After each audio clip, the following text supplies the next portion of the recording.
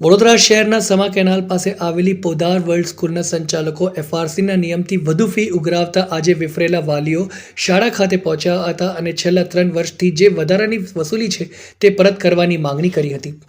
વડોદરા શહેરના સમા કેનાલ પાસે આવેલી પોદાર સ્કૂલના સંચાલકોએ એફઆરસીના નિયમની અનેક ગણી રકમ વસૂલતા આજે અહીં એકઠા થયેલા વાલીઓએ છેલ્લા 3 વર્ષથી વસૂલવામાં આવતી વધુ ફી પરત આપવાની શાળા સંચાલકો સમક્ષ માંગણી કરી હતી।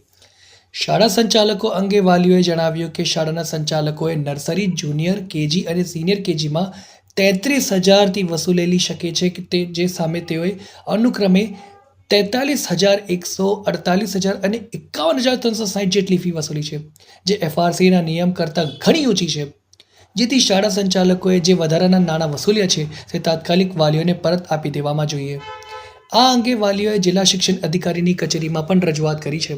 જો એકચ્યુઅલી આ પોદાર સ્કૂલ છે, સમા આપણી જે બ્રાન્ચ છે, હવે એમાં દર વર્ષે આ લોકો પોતાની ફીસ પ્રમાણે, નોટ અકોર્ડિંગ ટુ એફઆરસી, પોતાની ફીસ પ્રમાણે 10% વધારી દે છે, જે એકચ્યુઅલી નિયમ વિરુદ્ધ જાય છે। અને દેટ ટુ એટલું બધી કોઈ સુવિધાઓ છોકરાઓને આપવામાં આવતી નથી અને એના સિવાય બી બહુ બધા ખર્ચા એક્સક્લુડિંગ ધ ફીસ અમે કેટલા બધા ખર્ચા ઉપરથી આપીએ છીએ। ભાઈ આ આપો તે આપો, બટ બેનિફિટ્સ તો કંઈ છે જ નહીં। ના તમારા સ્કૂલમાં એસી ચાલે છે, આ લોકોએ યુનિફોર્મ જે આપ્યું છે છોકરાઓને પહેરવા માટે એ છે યુનિફોર્મ જે છોકરાઓ એસીના ક્લાસમાં બેસીને પહેરી શકે, જીન્સનો પેન્ટ, એસી ચલાવતો નથી, ફૂલ ક્લાસ છે, પાણી આવતું નથી, વોશરૂમ ક્લીન નથી, તો પૈસા શાના આપો છો?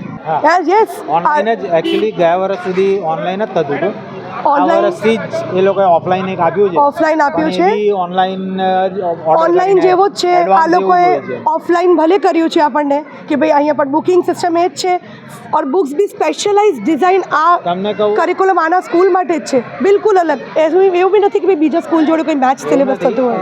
એ લોકો ઇઝીલી અપ્રોચેબલ નથી, એક્ઝેક્ટ સાચી વસ્તુ કહું તમને, એ લોકો ઇઝીલી અપ્રોચેબલ જ નથી। અને અહીં હું મેલ કરું છું, એ લોકોની એક એપ છે બિટવીન અસ, એપ પર મેં 2 થી 3 મેલ કર્યા છે પણ એનો કોઈ જ રિપ્લાય આવ્યો નથી।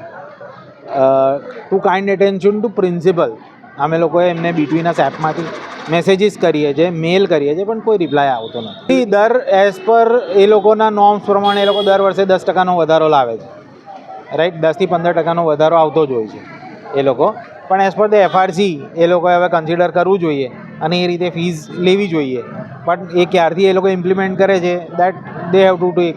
ડીઓને અમારા પેલા ભાઈએ રજૂઆત કરેલી છે, પણ એકચ્યુઅલી આમાં તો ડીઓની પોતાની જવાબદારી આવે ને કે પેરેન્ટ્સ એને ના કરવાનું હોય।